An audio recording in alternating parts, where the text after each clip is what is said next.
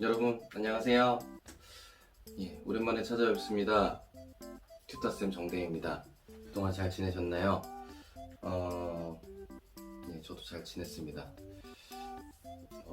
첫 영상, 이사 오고 나서 첫 영상으로 수련 모집 시즌에 대한 뉴스를 전달 드렸는데요. 오늘 이제 또 집도 다 정리가 좀 거의 다 돼가고 너무 기다리시는 분들이 많으실 것 같아서 또 간단한 영상 한번 찍어서 올려보려고 합니다. 그 사이에 이제 커튼이 생겼어요. 조금 더 안정적인 분위기죠. 지난 한 주 너무 치열하게 살아가지고 좀 늦잠 좀 자려고 했더니 평소대로 눈이 떠져서 가족들이 다 자고 있는 사이에 찍고 있습니다. 지난 한 주 동안에는 제가 이제 지혜롭게 돌보기 이런 류의 영상 공모전 컨텐츠를 만들었었는데요. 거기에 그런 폭언하는 환자 사례를 제가 이제 연출해서 찍은 게 있는데 그 대화를 진짜 라이브로 듣기도 하고 아무튼 좀 아주 피곤한 한 주였던 것 같습니다. 그래도 이제 그 피곤한 한 주가 지나가고 충전할 수 있는 주말이 와서 기쁜 마음으로 우리 구독자분들과 시간을 보내려고 이렇게 찍고 있고요. 오늘 이제 말씀드릴 주제는 실습 수련 시즌에 이어서 또 여러분들이 또 최대 관심사로 요즘에 갖고 계실 실습에 대해서 좀 얘기를 해보려고 합니다. 실습은 대체 하기는 할까? 어떻게 준비를 하면 될까? 이거에 대해서 좀 다뤄보려고 합니다. 우선 실습은 코로나 영향을 지금 엄청 많이 받고 있죠. 일단 크게 두 가지 영향이 있습니다. 일단 한국사회복지사협회에서 추진한 사회복지사업법 개정에 의해서 사회복지 현장 실습에 대한 부분들이 많이 바뀌었어요. 그래서 입학 시기에 따라서 이제 학점 들으시는 것도 달라지시고 또 현장 실습 하셔야 되는 시간도 다르고 이런 부분들이 있습니다. 특히 이제 앞으로 실습을 하실 때에는 한국사회복지사협회 홈페이지에 이제 올라가 있는 인증된 실습 기관에서 하시는 게 되게 중요하세요. 그래서 의료기관에 관심이 계신 분들은 꼭 의료기관 중에서도 등록된 실습 기관으로 인증 등록된 기관을 찾아서 하시는 게 되게 중요하십니다. 아니면 애써서 하셨는데 그 실습이 인정이 안 되실 수도 있거든요. 그래서 그걸 알아보시는 게 되게 중요하시고요. 그게 큰 변화고요. 두 번째로는 역시 코로나입니다. 코로나19로 인해서 자원봉사랑 또 실습하는 게 되게 어려워요. 수련하고 좀 다른 점은 수련은 채용이 돼서 일을 하는 성격이 같이 들어가기 때문에 어찌됐던 간에 병원에서는 수련은 선발을 합니다.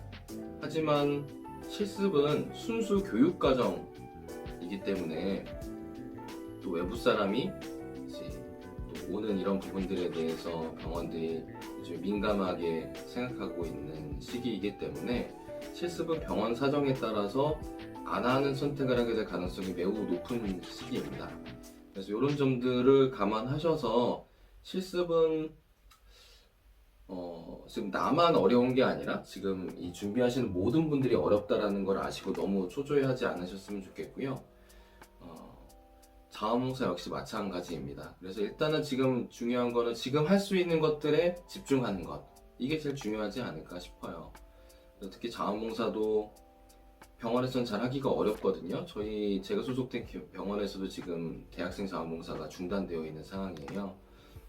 그래서 일단 받아주시는 곳 중에서 병원과의 뭔가 연결고리를 잡을 수 있는, 내가 커뮤니티 케어라든지 이런 정책 변화 속에서 병원과 연결 지어서 하면 좋을 곳들, 이런 곳들에서 봉사를 하셔가지고 나만의 준비하는 여건들, 스토리를 짜시는 것, 이런 것들이 주요하시지 않을까 싶어요. 그래서 자원봉사 같은 경우에 그렇게 해결하시는데, 실습은 뭐 안 뽑으면 끝이니까요.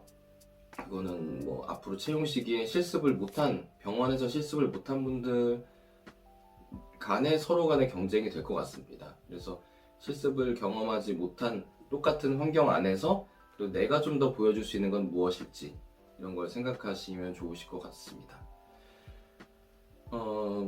현장에서의 괴로움은, 우리는 지금 특별한 계획이 없는데 계속 문의 전화가 오는 거예요. 그런데 이제 이게 우리 학생들이나 문의하시는 분들의 뭐 잘못이기라기보다는, 이제 그 학교에서 공지를 해주실 때 뭐 특별히 그런 부분들에 대한 가이드가 없으시잖아요. 그래서 병원 실습 문의하실 때 좀 유의할 점에 대해서 좀 짚어볼까 합니다.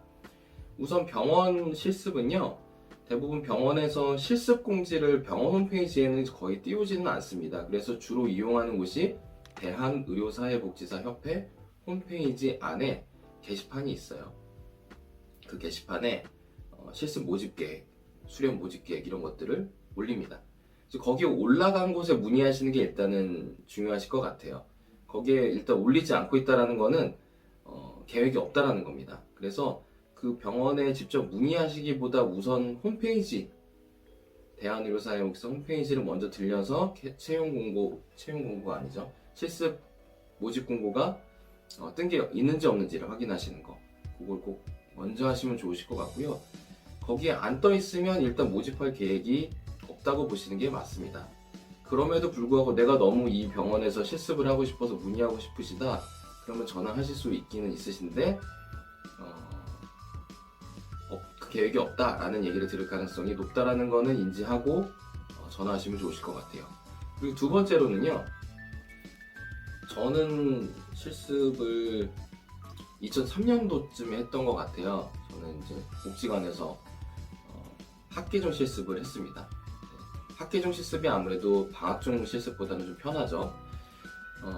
그런데 병원은요, 학기중 실습 형태로 가서는 절대 배울 게 별로 없는 형태예요. 자원봉사하는 거나 거의 진배 없죠. 그렇기 때문에 병원에서는 대부분 실습을 하게 된다면 방학중 실습을 진행하게 됩니다.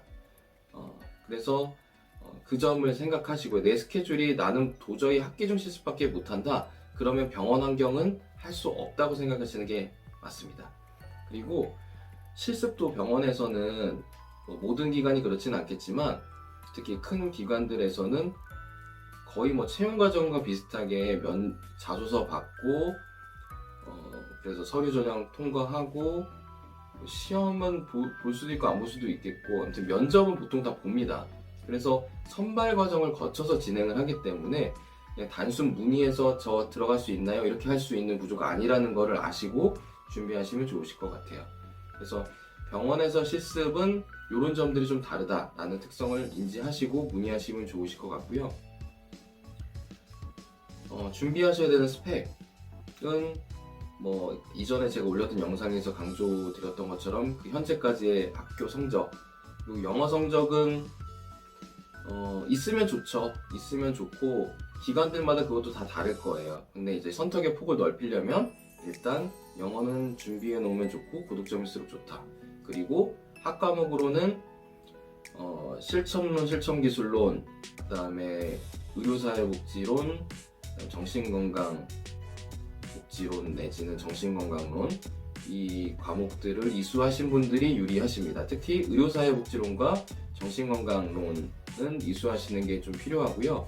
기관에 따라서는 둘 다 개설이 안 되시는 데들이 있을 거예요. 그러면 어쩔 수 없이 좀 불리합니다. 왜냐면은 교육받기 위해서 이 기본 지식이 교과서를 통해서 접한 지식이라고 하더라도 그 지식마저 없으면 사실 진행하기가 너무 어려워요. 저희도 가르치기가 너무 힘들고. 그래서 그 두 교과목 중에서 의료사회복지론, 정신건강론 둘 중에서 최소 한 과목 이상 이수를 해야 서류 전형에서 통과할 가능성이 높습니다. 이런 점들 감안하셔서 잘 준비하시면 좋겠고요. 뽑는 기관들도 사실 실습을 안 하면 우리 친구들이 어떤 분들인지 모르기 때문에 나중에 정말 1년간 같이 지내야 되는 수련 선발에 있어서도 저희도 되게 깜깜이 상태로 선발을 해야 되는, 정보가 없는 상태에서 선발을 해야 되는 그런 상황이 되기 때문에 실습은 사실 기관들에도 너무 중요해요. 하지만 이제 코로나 여건 때문에 부득이 지금 다들 망설이고 못하고 있는 상황일 뿐인 거죠. 그래서 전반적인 상황이 이렇다라는 거를 인지하시고 실습에 대해서 준비하시면 좋겠습니다. 제가 준비한 부분은 오늘은 여기까지고요.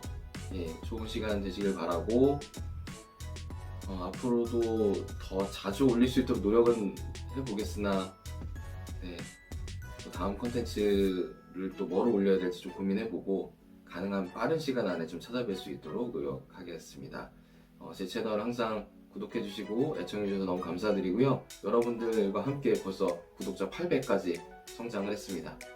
1000 그리고 그 이상 갈 때까지도 여러분들이 의료사회복지를 준비하고 또 의료사회복지사로서 현장에서 이제 발돋움 하는데 항상 동행할 수 있는 위특TV가 될 수 있도록 하겠습니다. 네, 감사합니다. 오늘은 여기까지입니다. 안녕히 계세요. 안녕.